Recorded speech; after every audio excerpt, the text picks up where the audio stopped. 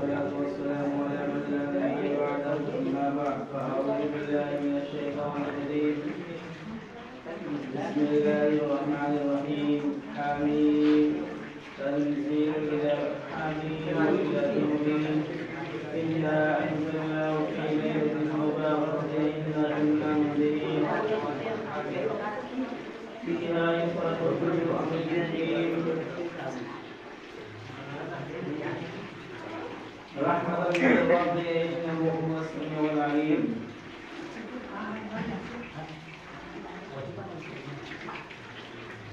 كما قال الله تبارك وتعالى معزز سامعین کرام کہ اللہ رب العزت کا بے بہا فضل و کرم اور اس کا احسان ہے اور اس کا عظیم کرم ہے. یہ اللہ رب العزت ہی کا فضل ہے کہ اللہ رب العزت کی رحمت بہانے ڈھونڈتی ہے اور راہ حق سے ہٹے ہوئے بندوں کو گناہگار بندوں کو اپنے در پر لانے کا ایک بہانہ ڈھونڈتی ہے. اللہ تبارک و تعالی اپنے بندوں کو اپنے در پر بلانے کے لیے اپنے در پر جو ہے رحمت کے ندامت کے آنسو بہانے کے لیے اپنے گناہوں کا احساس دلانے کے لیے اپنے زندگی کو منور بنانے کے لیے اللہ تبارک و تعالی بندوں کے کچھ خاص موقع کچھ خاص اوقات عنایت فرماتے ہیں کہ بندہ اس موقع کے اندر اور ان خاص اوقات کے اندر آ کر کے اپنے گناہوں کی معافی طلبی کر لے. اللہ رب العزت نے اپنی حکمت کے تحت دنیا کی جتنے بھی چیزیں ہیں ان چیزوں کے اندر اللہ نے فرق مراتب کو رکھا ہے. یعنی بعض چیزیں ایسی ہیں جو دوسری بعض چیزوں سے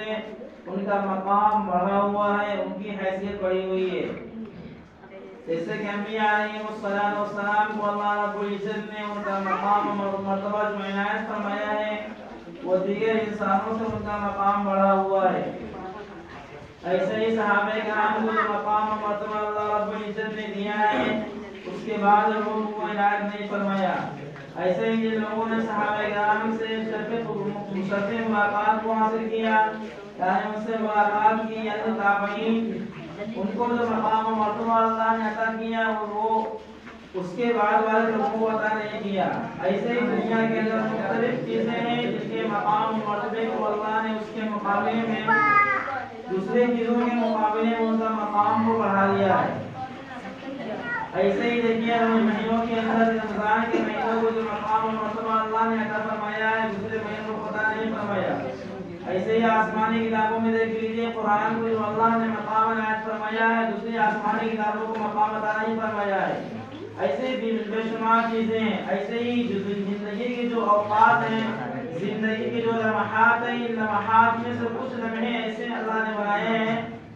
ہمارے زندگی کے اندر کہ ان لمحوں کے اندر اللہ رب العزت کی خاص رحمتیں خاص توجہ بندوں کے ساتھ ہوتی ہیں. اگر بندہ انہی اوقات میں اللہ رب العزت کے حضور میں حاضر ہو کر کے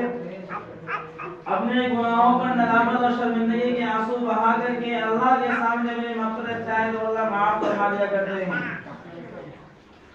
کہ انہی اوقات کے اندر اللہ کے سامنے اگر بندے اپنے گناہوں کا اظہار کریں اپنے جو ہے شرمندگی کا اظہار کریں اپنی جو ہے عبودیت کا اظہار کریں اللہ رب العزت کے سامنے جو ہے اپنی پسپائی کا اپنی ذلت کا اظہار کرے تو اللہ تبارک و تعالیٰ کی خاص رحمتیں اللہ کی فضل اللہ کا کرم بندے کی طرف متوجہ ہو جایا کرتا ہے. تو خود کچھ خاص اوقات اللہ نے عنایت فرمائے ہیں. یہ رمضان المبارک کے مہینے سے پہلے شعبان کا مہینہ جو چل رہا ہے یہ مہینہ بھی اللہ رب العزت کی طرف سے بندوں کے لیے خاص عنایات کا خاص توجہات کا ایک پیش خدمہ ہے کہ اللہ نے اس مہینے کے اندر ایک رات ایسی بنائی ہے جسے شب قدر کہا جاتا ہے. 15ویں شعبان کی رات تو اللہ نے ہمارے لیے خصوصی رحمت کا خصوصی جو ہے توجہ کا اللہ نے ذریعہ بنایا ہے کہ بندہ اگر ان راتوں کے اندر اٹھ کر کے ان راتوں کے اندر اللہ رب العزت کی عبادت کرے، اپنے گناہوں کو جو ہے اللہ کے سامنے پیش کرے اور اللہ سے معافی تلافی چاہے تو اللہ رب العزت اس کے گناہوں کو معاف فرما دیا کرتے ہیں۔ اس رات کے بارے میں آتا ہے کہ اس رات کو مختلف ناموں سے یاد کیا گیا ہے۔ کبھی اس رات کو فرمایا گیا کہ لیلۃ الرحمہ یعنی رحمت والی رات، کہیں فرمایا گیا لیلۃ المبارکہ یعنی برکت والی رات، کہیں فرمایا لیلۃ البراءۃ یعنی جہنم سے براءت اور چھٹکارا حاصل کرنے کی رات، کہیں فرمایا کہ لیلۃ الصدق یعنی جو ہے جنت حاصل کرنے کی رات۔ تو اس کو قرآن کریم نے بھی بیان کیا ہے۔ قرآن کریم کی آیت کریمہ اِنَّا أَنزَلْنَاهُ فِي لَيْلَةِ الْقَدْرِ إِنَّا أَنزَلْنَاهُ فِي لَيْلَةٍ مُبَارَكَةٍ إِنَّا كُنَّا مُنزِلِينَ فِيهَا يُفْرَقُ كُلُّ أَمْرٍ حَكِيمٍ۔ قرآن کریم کی اس آیت کے مطابق اللہ نے فرمایا کہ یہ واضح کتاب ہے جو حق باتوں کو واضح کرتی ہے کہ ہم نے اس رات میں ہم نے اس کو مبارک رات نازل فرمایا ہے، اور اس رات میں ہم جو ہے بندوں کا ہر حکم جو ہے اللہ تبارک و تعالیٰ پورے سال کے احکامات اس رات نازل فرماتے ہیں۔ بعض مفسرین کہتے ہیں اس رات سے مراد جو لیلۃ القدر ہے، شب بارات نہیں ہے۔ اکثر مفسرین یہ کہتے ہیں کہ بعض مفسرین یہ بھی کہتے ہیں اس رات سے مراد جو ہے شب قدر کی رات ہے۔ تو یہ رات انتہائی اہمیت کی رات ہے۔ حدیث شریف کے اندر آتا ہے حضرت عائشہ صدیقہ رضی اللہ تعالیٰ عنہا ام المؤمنین فرماتی ہیں کہ اللہ رب العزت نصف شعبان والی رات میں اللہ تبارک و تعالیٰ اس رات میں بندوں کی اتنی مغفرت فرماتے ہیں کہ قبیلے بنو قلب کی بکریوں کے بال سے بھی زیادہ اللہ تبارک و تعالیٰ اس رات میں بندوں کی مغفرت فرماتے ہیں۔ قبیلے بنو قلب مدینہ مکہ کے اندر ایک مشہور قبیلہ تھا جو بکریاں بہت کثرت سے پالا کرتا تھا۔ اس کے پاس بکریوں کے ریوڑ اور بکریاں بہت زیادہ تھیں۔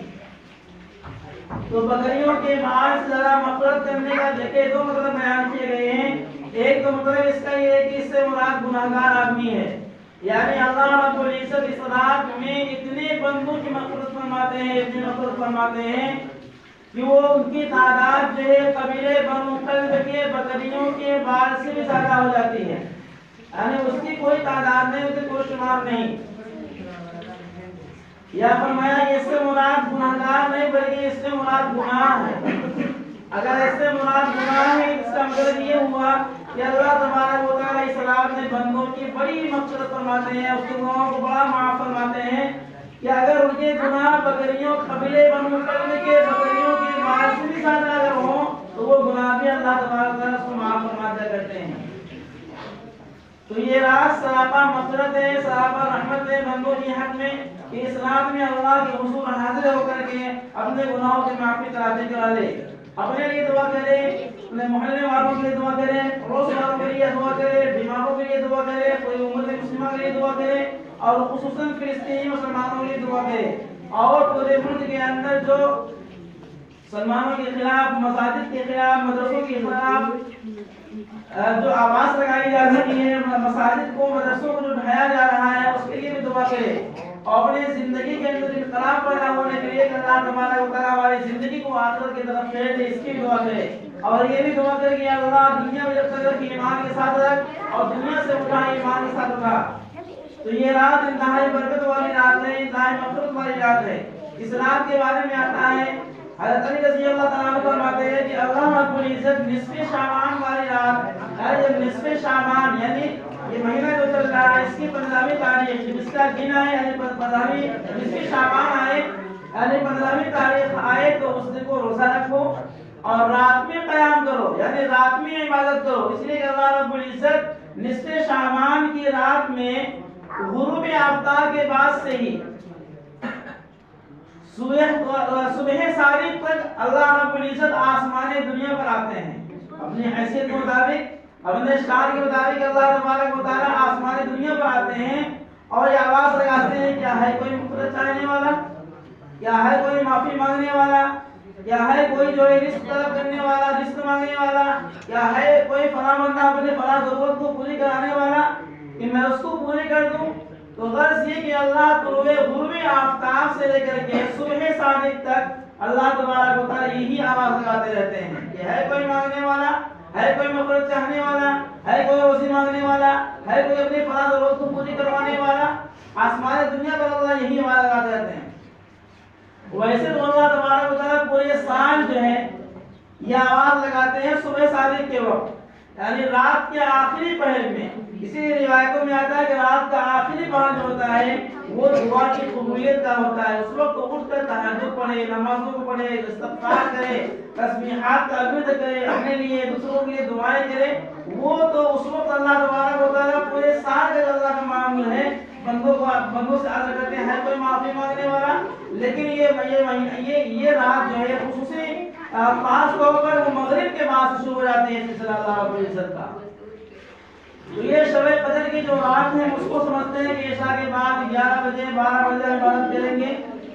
تو اس کے چکر میں آتے ہیں کہ جو ہے ہم 1-2 گھنٹہ پڑھتے ہیں، اس کے بعد جو ہمیں نہیں آ جاتے ہیں، اس کو بھی نہیں کر پاتے۔ لیکن جو ہے